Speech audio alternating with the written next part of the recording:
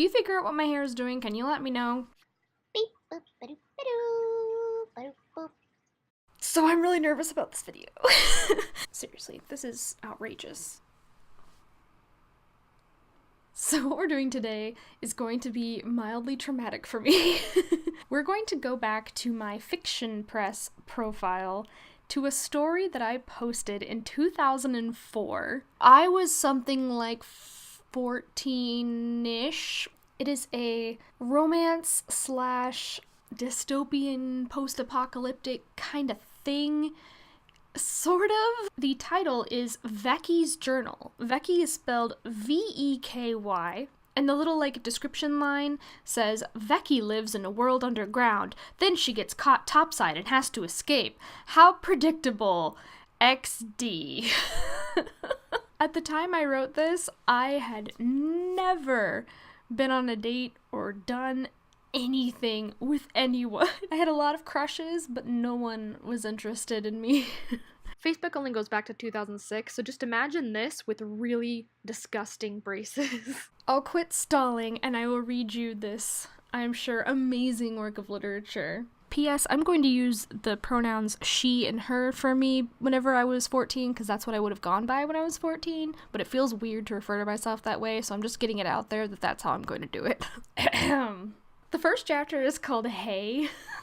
Just H-E-Y. Oh, okay, here we go. My name's Laviak Reinhardt. Oh gosh. Call me Vecky, everybody else does. I'm 16 years old and living underground. Sound odd? Not in the world I live in. Somewhere around 100 years ago, a big government group took over the world. I don't remember their name. It's not like I actually pay attention in history. Or it's like the author didn't come up with anything to explain why the characters had to live underground. Anyway, that's what it says. Anyway, there was a group who rebelled against the government group, and this of course made the government awfully mad, so a lady named Lene, which I then put in parentheses, Lene, opened up the doors to a huge bunker in the basement of her mansion, and all the rebels hid down there, which was a good thing, 'cause the government bombed the entire continent that most of the rebels had fled to. To make a long story short, we're in an endless war. I'm on the rebels' side, although nowadays we're more commonly known as groundlings. The government and its supporters became known as the topsiders. We're still underground, and they still have the surface. Nobody really remembers what we're fighting for. We just know we're fighting, and we kinda leave it at that. What is world building? So now that you've got the history, do we? I'm going to explain myself. My parents are Cerise and London Reinhardt. My younger sister, Chell, and my older brother, Necht, all live with me and my parents in room 717, floor 8. Each room is really like a small apartment with a few bedrooms, called cabins. I swear they have everything so backwards. A bathroom and a living area. We all eat our meals in the main dining hall. I have blue eyes and dark blonde hair. I'm average height and sorta thin, but muscular. Most keepers are muscular. Oh yeah, by the way, I'm a keeper of the green. Who is she writing this to? As you can guess, plants don't grow too well underground, although I do have an herb garden in my cabin. So they pick a bunch of young, strong people to go work some fields and gardens they have scattered around. It's really dangerous, yet exciting all the same. It's actually not that dangerous, because we rarely go up when the topsiders are out. Once a week they have a sacred hour. It's a celebrating of the hour that they bombed us and forced us to go underground. Sick freaks. But at least it gives us all a chance to run around topside without being seen. During the sacred hour, they all go into this huge building at the far side of the town and do something. Nobody really knows what, or really cares to know what, but not one person is out of that building, and so we can run around free. This is convenient as fuck. What else? Oh yeah, I have 3 friends. Technically I have more, but only 3 that I am really close to. Jankry, Arct, and Lays. We grew up together, all of us except Lays being keepers. Lays is a looter, which is a fancy, dignified name for a thief. He and a few others go up and raid the shops and houses for supplies that we can't make ourselves. People look down on looters, but I don't see why. The bunker's heads give them a list of supplies and they go get it. Not like they just up and decide to steal stuff, but you can guess that they're not too trusted. Groundlings don't own much stuff. I wonder why. Only people who own a lot of stuff are the bunker heads, the wealthy. You'd think that we'd want to be different than the topsiders, but unfortunately we're not. The wealthy and powerful still rule over the poor and weak. And the looters. I own more than most, though. That's mostly because my mother keeps everything and has this rich sense of history. She has some books and some little family heirlooms that she passed down to me. Supposedly one of our relatives dragged them down with them the first time they came underground. I still treasure them, mostly because they're something most people don't have. I'm about done summarizing life underground. Oh wait, one more thing. My past haunts me. My past haunts me. What? What sort of past can you possibly have at 16 years old? Oh, that's the end of the first chapter. Okay. Next chapter is titled Memories, and it just starts off right where the first one left off. Doesn't everybody's past, though? I mean, really, who isn't taunted by the stupid thing they did when they were a kid, or the boyfriend that broke their heart, or the family member who they never really could trust? I could go on for ages, but everybody's got something they hide deep within them and wish they could forget. Mine has a name. His name was Jeremy. How come he gets a friggin' boring-ass name like Jeremy and everyone else is like someone just mashed their fingers on a keyboard? When I was about 13 years old, they caught him hiding in one of the connecting tunnels that led into the bunker. He was curled up in a ball and sobbing. The bunker heads came and talked to him, and he explained that his parents had been murdered for standing against the government, and he had nowhere else to go. He was a young, traumatized, harmless kid, so they let him in. We tried to adopt him as one of us. He stayed with Ark's family, who had a spare room since his sister had gotten married and moved out. So he ended up hanging around with the group. Arkt was making a conscious effort to include him in our activities. Jankry and me would often sit up in my bed talking about him, more upon Jankry's request than mine. She thought, Jankry's a girl, she thought he was good-looking and funny, and honestly had a huge crush on him. I was interested in him too, but you wouldn't see me admitting that to Jankry, who is apparently female. No way! He had this cocky, know-it-all grin with sandy blonde hair and the only pair of eyes I had ever seen that were bluer than mine. He was strong and good-looking, and not one girl in that bunker didn't have a crush on him. I always stayed away from that type of guy. I can't stop laughing because so much of this character is like my opinions at 14 years old, like that hot guys were like not worth my time because they were so full of themselves. Back to Jeremy and Jankry and the underground romance. Only problem was that for some reason, he picked me out of all the girls that followed after him.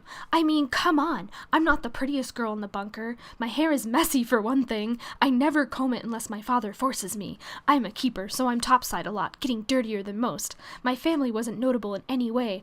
I was just common and ordinary, and I haven't the slightest idea why he liked me. I had the messiest hair in high school. I mean, if you didn't see the first part of this video where my hair was like... It hasn't changed. Something I must say here is that Lace has always loved me. Way to bury the lead. For as long as I can remember, he'd looked at me differently than anyone else. Problem was he was too shy to ever say anything. Well, his toes were definitely getting stepped on when Jeremy came around. Didn't this happen when she was 13? He never, ever, ever liked Jeremy. The day he followed Arkt when he came to meet us, Lace took one glance at him and his eyes fell to the floor. He didn't talk much when other people, being anyone besides his family and the other 3 people in our group, were around, but he was exceptionally quiet around this guy. I didn't ever get the connection. He just acted like Jeremy radiated evil, and in a way, he sort of did. And you're like, dating this guy? I guess they're not dating now. He just has picked her. Jeremy always had an eye for trouble. When he realized Lace was scared of him, he started taunting him. When he found out Jankry was jealous of his liking me, he liked me more. When he heard that he wasn't allowed to go topside, he'd go anyway. He wanted to do whatever anybody else didn't want him to do. Okay, isn't there security to keep a 13-year-old boy from, like, escaping the bunker? The council that decided what us poor young people had to do decided he was too reckless to work topside, so they stuck him in one of the heating rooms. He basically sat around and managed 2 large fires that heated a section of the bunkers. He constantly smelled of smoke because of this, and consequently, so did I.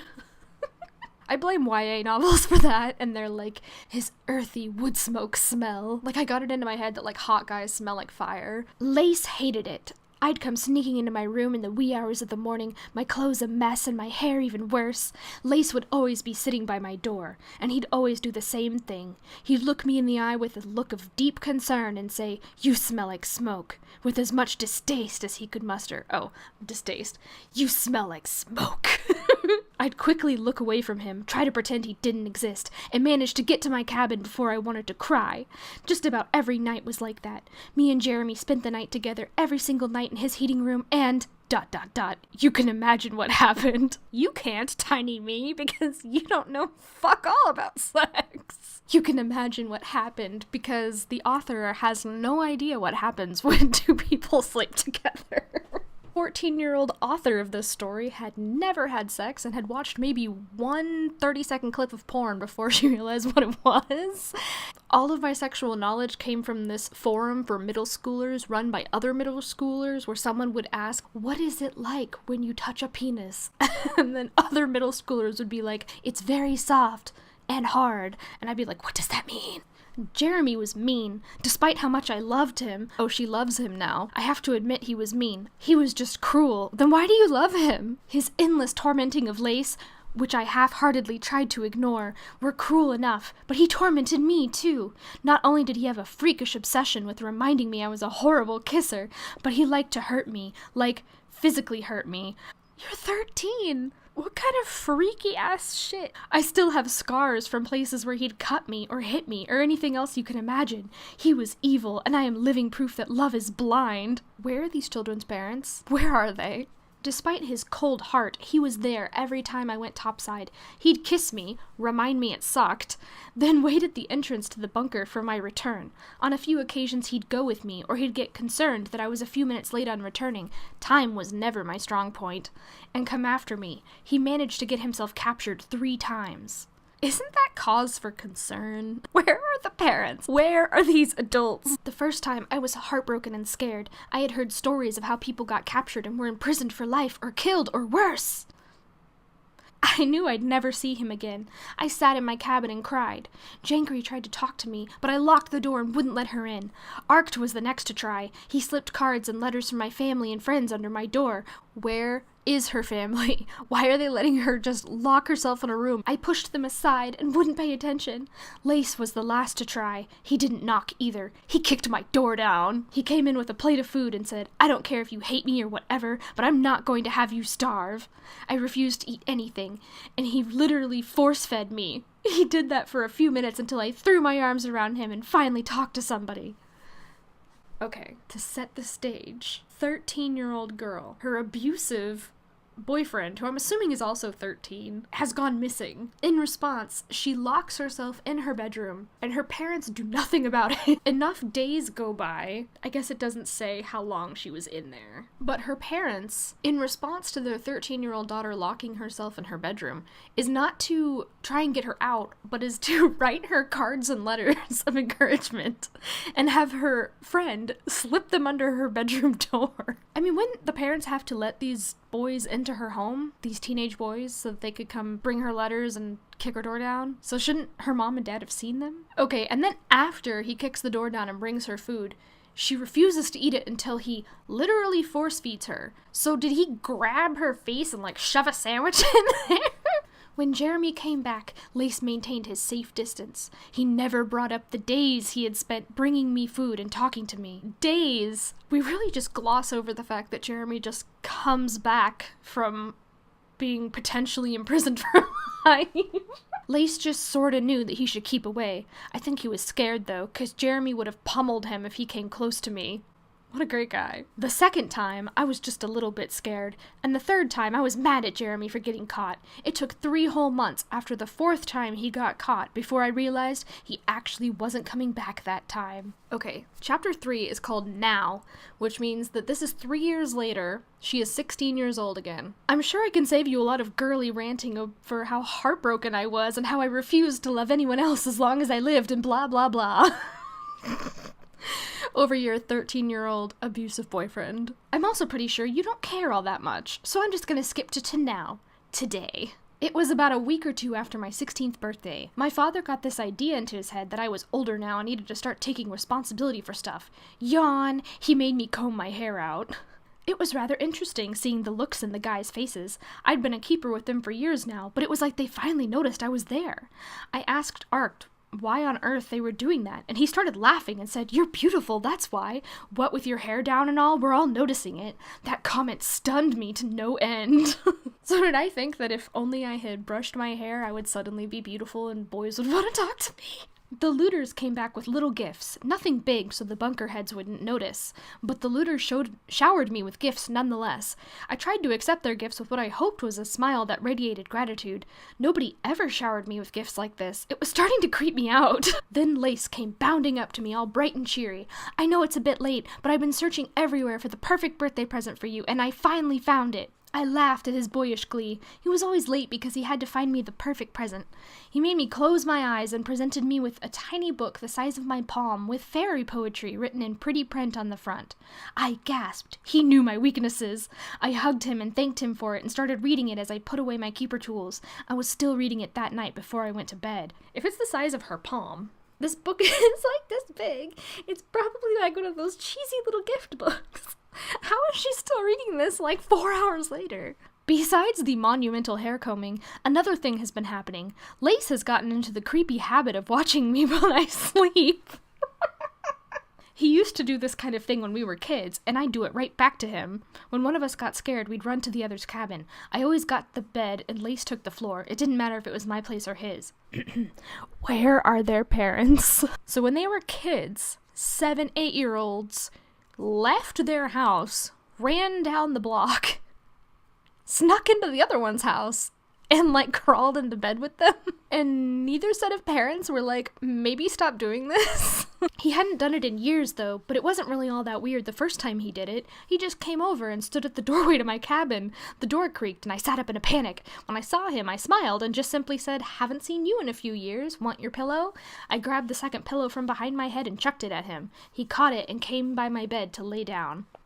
Oh no, I kind of think that's cute. It was sort of an unspoken rule that you didn't ask the other why they were there. You just stayed awake for a while in case they wanted to talk about it.